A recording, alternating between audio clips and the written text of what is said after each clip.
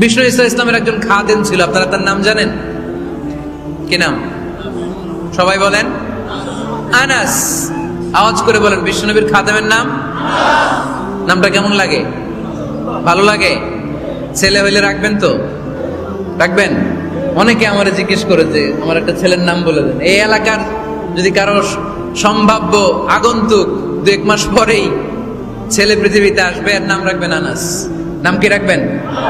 খাদিমু রাসূলিল্লাহ, আল্লাহ রাসূল সাল্লাল্লাহু আলাইহি ওয়াসাল্লামের খাদেম। এই খাদেমের কাছ থেকে একটু শোনেন ওনার মালিক কেমন ছিল। শুনবেন নাকি কষ্ট হচ্ছে? সম্মানিত ভাইরা খেয়াল রাখবেন, কোন পীর সাহেবের ব্যাপারে যদি আপনি রিপোর্ট চান, পীর সাহেবের বউয়ের কাছ থেকে শুনবেন। কথা কয় না? বোঝে নাই বোধ হয়।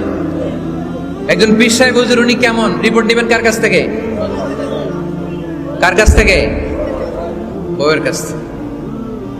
একজন বড় সাহেব, বড় নেতা, তার ব্যাপারে যদি রিপোর্ট পেতে চান, আমি কয়েকটা জায়গা বলে দিই, এই জায়গাগুলো থেকে রিপোর্ট নেবেন। 1 নাম্বার তার ড্রাইভার, 1 নাম্বার।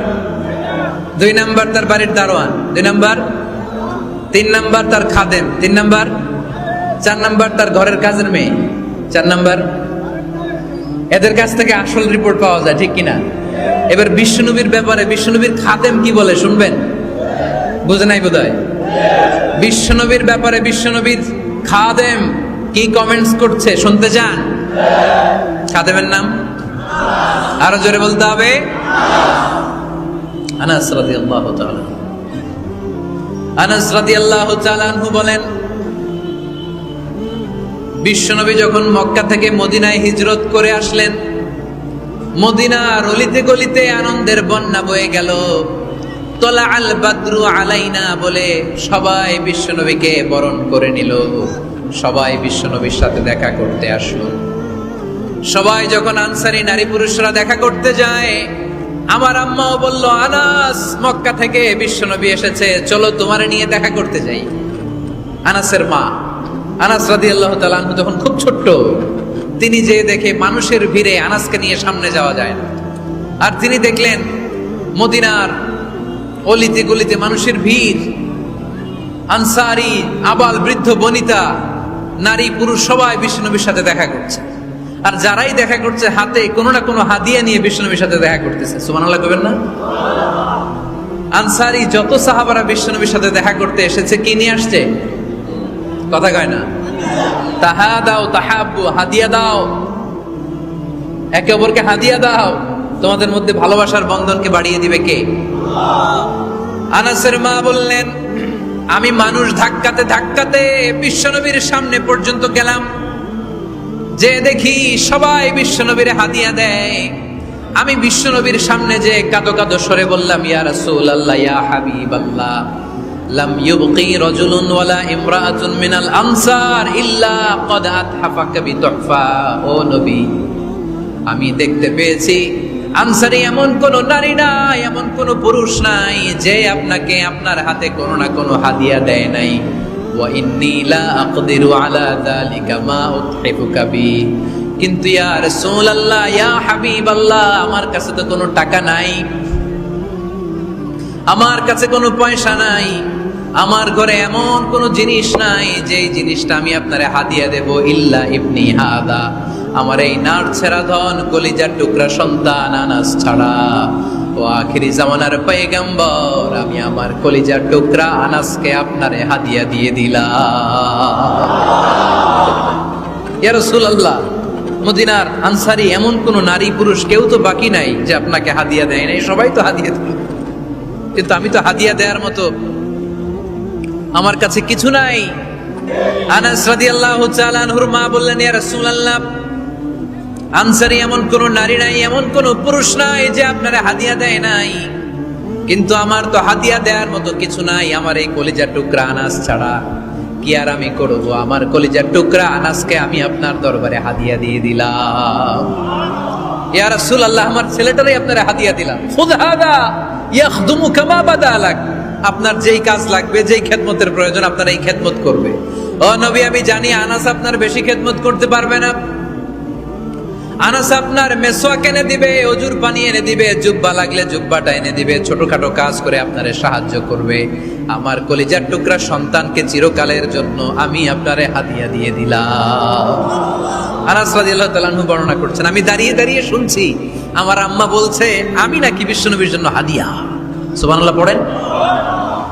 এবার খেদমত শুরু করলো সাইয়েদনা আনাস। ছোট্ট মানুষ কি আর করবে, কতটুকু খেদমত আর করতে পারবে? বিশ্বনবীর মেসওয়াকটা এনে দেয়। সুবহানাল্লাহ পড়েন। বিশ্বনবীর আতরের শিশিটা এনে দেয়, বিশ্বনবীর জাইতুনের তেলের বোতলটা আগিয়ে দেয়, বিশ্বনবীর জামাটা প্রয়োজনে বিশ্বনবীর হাতে এনে দেয়। সাইয়েদনা আনাস বলেন, আমি 1 বছর নয়, 2 বছর নয়, 5 বছর নয়, 7 বছর নয়, 10 বছর বিশ্বনবীর খেদমত করেছি। ফামা দারাবানি, 10 বছরে একদিনও তিনি আমারে মারে নাই। সুবহানাল্লাহ। একদিন আমার গায়ে হাত তোলে নাই। হাত তোলা তো দূরের কথা, ওয়ালা সাব্বানি, কোনোদিন গালি দেয় নাই। ওয়ালা আবাসা আলা ওয়াজহি, কখনো বিরক্তি সরে ভ্রু কুচকে আমার দিকে বিশ্বনবী কোনোদিন তাকায় নাই। সুবহানাল্লাহ পড়ে। কোনোদিন আমার গায়ে হাত তোলে নাই। আরে হাত তোলা তো দূরের কথা, আমাকে ধমকি পর্যন্ত দেয় নাই। ধমকি দেয়া তো দূরের কথা, আমরা অনেক সময় বিরক্ত হয়ে ভ্রু কুচকাই না। এরকম বিরক্তি হইলে আমরা কারোর প্রতি বিরক্ত হলে কি হয়? কপাল ভ্রু কুচকে ওঠে, ঠিক কিনা? সাইয়েদনা আনাস বললেন কোনোদিন মারে নাই।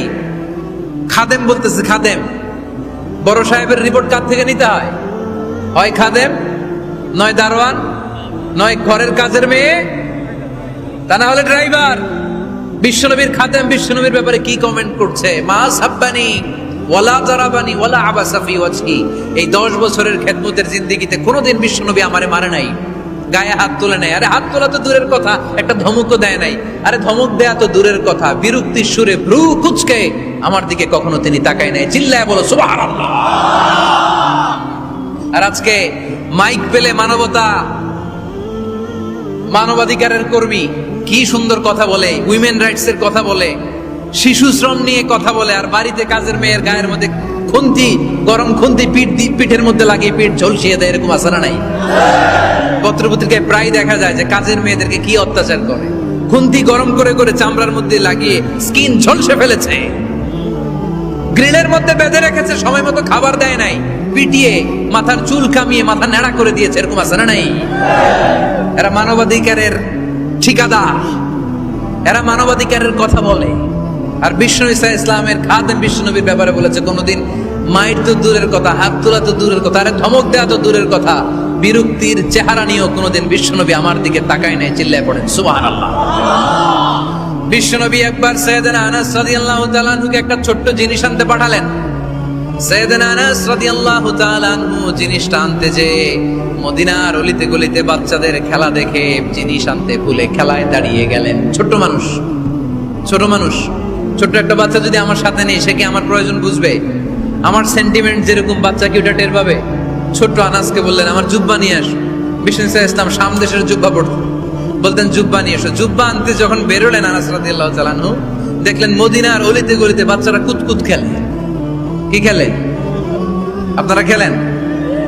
তো এই খেলা দেখে আনাস রাদিয়াল্লাহু তাআলা আনহু ভুলে গেলেন যে বিশ্বনবীর জামা আনতে হবে। উনি ভুলে যে উনিও দাঁড়িয়ে খেলা দেখতে শুরু করলেন। এখন ঘন্টার পর ঘন্টা যায়, আনাসও আসে না, জামাও আসে না। বিশ্বনবী ভাবলেন হায় রে, আনাস মনে হয় ভুলে গিয়েছে, কি আর করা যায়, নিজের জামা নিজেই নিয়ে আসি। বিশ্বনবী বের হলেন জামা আনতে। বের হয়েই দেখে মদিনার গলিতে বাচ্চারা খেলতেছে, ওইদিকে আনাস রাদিয়াল্লাহু আনহু দাঁড়ানো। বিষ্ণু ঈসা ইসলাম কিছু বললেন না, যে উনিও আনাস রাদিয়াল্লাহু তাআলা আনহুর পাশে দাঁড়িয়ে খেলা দেখতে আরম্ভ করলেন। সুবহানাল্লাহ পড়বেন না? সাইয়েদনা আনাস খেলা দেখতে দেখতে হঠাৎ বিশ্বনবীর দিকে চোখ পড়ে গেছে। বিশ্বনবীর চোখের দিকে যখন সাইয়েদনা আনাস রাদিয়াল্লাহু তাআলা আনহুর চোখ পড়ে গেছে, সাইয়েদনা আনাস বলে আমার কলিজাটা এখান থেকে এই দিকে চলে আসছে। ভয়ে। কিসে? ভয়ে।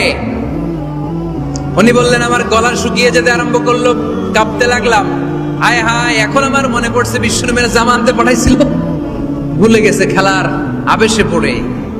উনি বললেন বিশ্বনবী আমারে ধমক দেন নাই, আমার গায়ে হাত তোলেন নাই, জামা আনতে পাঠাইছি, এখানে খেলা দেখতেছো এটাও বলেন নাই, বিরক্তিও প্রকাশ করেন নাই। বিশ্বনবী শুধু একটা হাসি দিয়েছেন, স্মাইল।